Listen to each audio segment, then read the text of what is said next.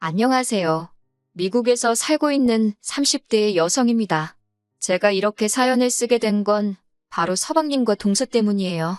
이들하고는 원래부터 사이가 좋지는 않았지만 그래도 물리적 거리가 있다 보니 서로 큰 소리 날 일은 없었거든요. 그런데 결국 이렇게 한바탕 하게 되었네요. 남편과는 유럽 여행을 하다가 만났습니다.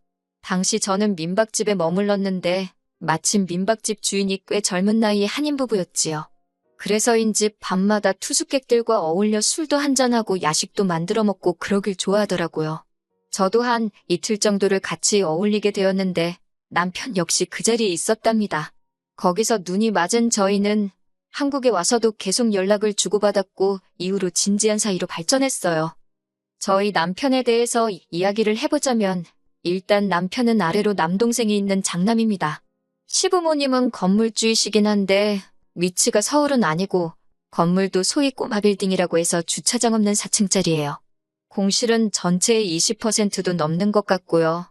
게다가 건물을 올릴 때 대출도 많이 받아서 몇 개 안 되는 점포에서 세받아 이자 내기도 바쁘다 들었네요. 그래도 건물주랍시고 어머님 아버님 두 분 다 목에 힘께나 주고 다니십니다. 걸핏하면 저희더러 그 건물 안 물려주신다고 협박을 하기도 하시고요. 저나 남편은 그 건물에는 전혀 관심도 없었기에 그런 협박이 크게 효과가 있지는 않았네요. 그런 집안의 애시당초 왜 시집을 간 거냐 궁금해하실 수도 있겠지만 저는 남편 한 사람만 봤어요. 연애하는 내내 매사 저를 배려해주고 책임감 있는 태도가 저에게 평생 이 사람을 믿고 살아도 되겠다는 확신을 갖게 해주었거든요. 그리고 어머님 아버님 건물이 아니어도 저희 두 사람 능력으로 사는데 어려움은 없겠다 싶었고요.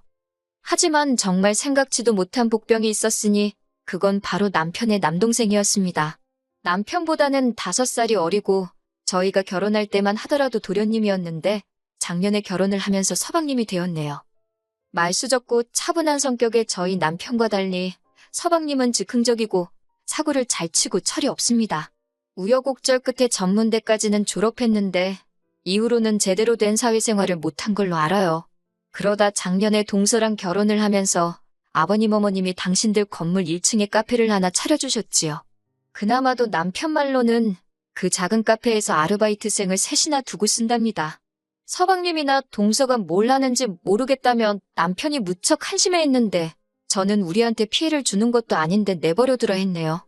까놓고 우리가 차려준 것도 아닌데 이래라 저래라 해봤자 들어먹지도 않을 테고 서로 기분만 상하게 뻔했으니까요.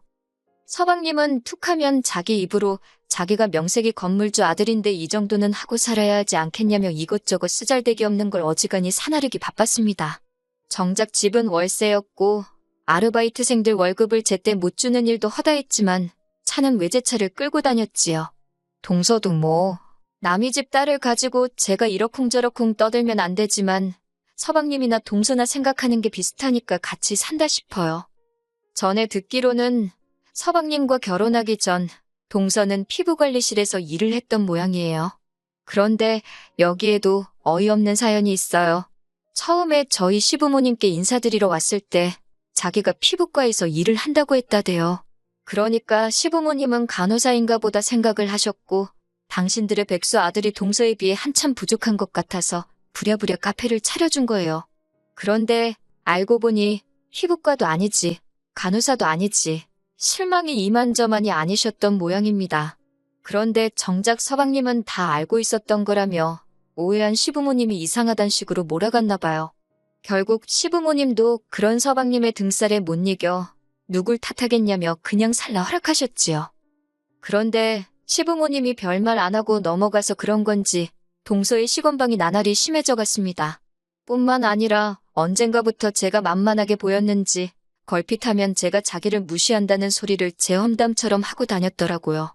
저랑 동서랑 시부모님 생신이나 명절 아니면 볼 일도 없었는데 무슨 수로 제가 자기를 어느 틈에 무시를 했겠어요?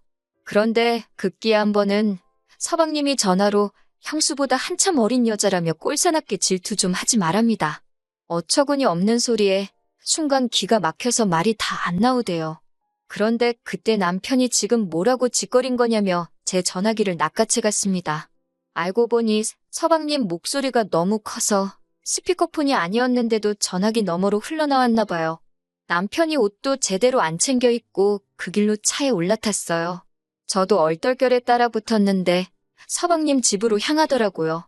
그리고선 서방님이 사과하러 왔냐며 빈정거리며 현관을 여니 무섭게 쫓아들어가 서방님을 두들겨 패기 시작했습니다. 형수가 네 친구냐면서 어딜 기어오르냐고 바저버릇하니까 똥인지 된장인지 분간을 못하냐며 서방님이 말대꾸 하려 들면 한 대 또 패고 팬 대 또 패고 그러대요. 옆에서 악을 써대는 동서한텐 저한테 사과하라 그러고 솔직히 내 남편한테 이런 면이 있었나 싶어서 놀라기도 했지만 든든하더라고요. 서방님이 고소한다길래 그러라 했어요. 하지만 나중에 알게 됐는데 이 상황을 알게 되신 어머님 아버님이 서방님하고 동서더러 저희 부부를 고소하면 카페는 뺏는다고 그러셨다대요. 그래서인지 더는 이러쿵저러쿵 그날 일에 대해서 말이 없었습니다. 한편 그때 당시 저와 남편은 해외로 이직하기 위해 고군분투 중이었어요. 그러다 운 좋게 남편이 먼저 기회를 잡게 되었고요. 미국에 있는 IT 회사였는데 연봉도 한국에서 받는 것보다 월등히 높았고 영주권도 해준다 하니 거절할 이유가 없었지요. 그렇게 저희는 지금 살고 있는 이곳에 오게 되었네요. 미국에 온 이후로는 서방님네와는 아예 연락을 주고받지도 않았으니 부딪힐 일 자체가 거의 없었습니다. 하지만 얼마 전 동서가 임신을 했다는 소식은 어머님을 통해 알게 되었지요. 제가 동서에 대한 좋은 감정이 있던 건 아니지만 그래도 가족인데 임신을 했다니 축하는 해줘야겠다 싶더라고요. 그래서 축하 전화를 했는데 연결이 되지 않았습니다. 처음엔 바빠서 그런가 싶어서 몇 차례 더 했는데 계속해서 연결이 안 되더라고요. 그러다 마지막이다 생각하고 한 전화를 서방님이 받았습니다. 그리고선 한다는 말이 지금 동서가 태교 중이니까 이런 전화는 하지 말라대요. 그 말을 듣는데 기분이 진짜 나쁘다 못해 더럽고 어이가 없더라고요. 제가 뭐 자기 태교에 악영향을 준다 그런 소린가 싶어서 너무 불쾌했지요. 돈이라도 얼마 보내줄까 하다가 지들끼리 어련히 잘 살겠냐 싶어서 그 마음도 접어버렸어요. 그런데 그 이후로 한 두세 달 정도 지났을까요? 소식 한번 전하지 않던 서방님이 어쩐 일로 연락을 해서는 동서가 미국으로 태교 여행을 가고 싶어 한답니다. 그런데 자기는 일이 바빠서 못 간다며 저더러 잘 좀 챙겨달래요. 제가 황당해서 태교 여행을 저희 집으로 오겠다는 거냐고 물으니 그러면 임신한 동서가 생판 모르는 남의 집에 가 있겠냐입니다. 어쩜 말 한마디를 해도 이렇게 얄밉게 하는지. 아무튼 저는 동서가 미국에 오는 거야 제가 막을 수 없지만 저희 집은 안 된다 했어요. 남편도 일하고 저도 막 프리랜서로 일을 시작한지라 할 일이 많아서 달리 신경 써줄 여유가 없다고요. 그러자 서방님이 형하고 얘기해본다면서 전화를 훌딱 끊어버리대요. 남편에게 어떻게 하기로 했냐고 물으니 자기도 안 된다고 했다고 걱정하지 말랍니다. 그래서 걱정 안 했어요. 이후로 연락도 없었고 아주 까맣게 잊고 살았지요. 하지만 그 전화를 받고 한 3주쯤 됐을 때였나 봐요. 서방님한테 전화가 와서 받으니 한다는 소리가 동서가 이제 막 비행기에 탔답니다. 몇 시에 도착하니까 늦지 않게 데리러 가달래요. 어이가 없어서 그게 무슨 소리냐니까 저번에 태교 여행 간다고 하지 않았냐고. 듣다 말고 짜증나서 전화 끊어버리고 바로 남편한테 전화를 걸어 지금 이게 무슨 소리냐고 방금 들은 이야기를 전했습니다. 그러자 남편도 그거 완전 미친 엑스들 아니냐며 자긴 아무것도 모른다고 펄쩍 뛰더라고요. 임신한 동서를 혼자 공항에 세워둘 수도 없고 어쩌겠어요. 그렇다고 그대로 돌아가라 하자니 행여 저 때문에 애 잘못됐단 소리라도 나올까봐 무섭고 어머님한테도 전화가 와서는 당신도 설마 진짜 갈 줄은 몰랐다며 일단 공항에서 집으로 데리고 가달랍니다. 저는 어머님더러 전 진짜 일이 너무 많아서 아무것도 못해준다고 하소연을 했어요. 그랬더니 어머님이 괜찮다고 지가 알아서 하게 냅두랍니다. 그러면서 당신도 한숨을 푹푹 쉬면서 어디서 그런 게 며느리로 들어왔는지 모르겠다 하시는데 같은 며느리로서 다른 며느리 험담을 듣고 있는 건 좀 그렇더라고요. 그래서 일단 알겠다 했지요. 그렇게 시간 맞춰 공항에 가니 한껏 꾸미고 온 동서가 무슨 목각 인형 마냥 고개만 까딱하면서 안녕하세요 그러더라고요. 아니 저럴 거면서 뭐 한다고 우리 집에 온다고 한 건가 싶어서 저도 한껏 예민해지대요. 아무튼 일단은 집에 데리고 와서 작은 방을 내줬습니다. 얼마나 머물 거냐 하니까 2주 생각하고 왔다길래 알겠다고 미리 말한 대로 나는 아무것도 못 해준다 했습니다. 그랬더니 또 고개만 까딱 알겠다 그래요. 그런데 이튿날부터 신호가 집안만 왔다리 갔다리 사람 정신사납게 굴더라고요. 제가 어디 안 가냐니까 말도 안 통하고 길도 모르는데 어떻게 나가냐고 하길래 택시라도 불러줄 거냐니까 택시 타는 건 무섭답니다. 제 차라도 운전하라고 내주고 싶었지만 동서는 국제면허는커녕 아예 운전면허가 없다대요. 내심 제가 운전해주기를 바라는 눈치였지만 저에게는 지 멋대로 온 사람 뒤치다꺼리를 할 여유가 없었습니다. 답답하겠다고 안 됐다고 해줄 말이 그뿐이었어요. 그래도 밥은 차려줬고 빨래도 제가 그냥 해줬습니다. 퇴근한 남편이 그래도 재수씨도 왔으니 나가서 밥이라도 먹자 그러대요. 그렇게 셋이 나가서 외식을 하는데 진짜 체하는 줄 알았습니다. 식사하는 내내 말도 한마디 안 하고 동서 표정이 뾰루퉁하더라고요. 왜 그러냐 물으니 그제서야 아무것도 아니에요 하고 한마디 하는데 이럴 거면 진짜 왜 왔나 싶더라니까요. 그렇게 한 일주일쯤 지났을까요?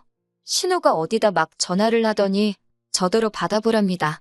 받으니까 서방님이에요. 서방님이 저더러 지금 임신한 사람 두고서 뭐 하는 거냐입니다.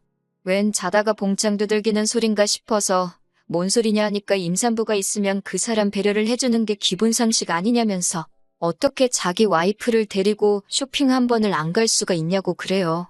어이가 없어서 동서가 애냐고 따졌어요. 그랬더니 임신하지 않았냐입니다. 너무 열받아서 그 임신 내가 하라고 그랬냐고 그렇게 신경 쓰이면 와서 데려가라고 쏴붙였네요. 그러자 저더러 나이 먹었으면 어른답게 굴랍니다. 어린 동서 서운하게 하지 말라나 어쩐다나. 이튿날 동서더러 짐 싸라고 했습니다. 공항 데려다 줄 테니 한국 가라고 했어요. 지도 자존심은 있었는지 자기도 그렇지 않아도 돌아가려고 했다면서. 동서가 한국에 도착하고서 얼마나 생난일을 쳤는지 서방님한테 또다시 전화가 왔습니다. 사람이 그러는 거 아니라면서 동서나 뱃속의 애한테 무슨 일이라도 생기면 다 제 탓이라나요? 그 소리를 들으니 정말 피가 거꾸로 솟는 기분이 돼요. 제가 서방님 떨어 애시당초 임신한 마누라 미국에 혼자 보내는 네 정신머리가 글러먹은 거라고 네 새끼 잘못되면 정신 빠진 너랑 네 마누라 탓이지 그게 왜 내 탓이냐고 마구잡이로 쏘아붙였습니다. 제가 아주 오냐오냐 해주니까 둘 다 눈에 뵈는 게 없는 모양이라고 이따위로 굴거면 나가 되져서도 연락하지 말라 했네요. 그리고 지금까지 연락은 하지 않고 있습니다. 아직 태어나지도 않은 애한테 악담할 생각은 전혀 없지만 부모 될 사람들이 심보가 저런 건 꽤나 걱정이네요.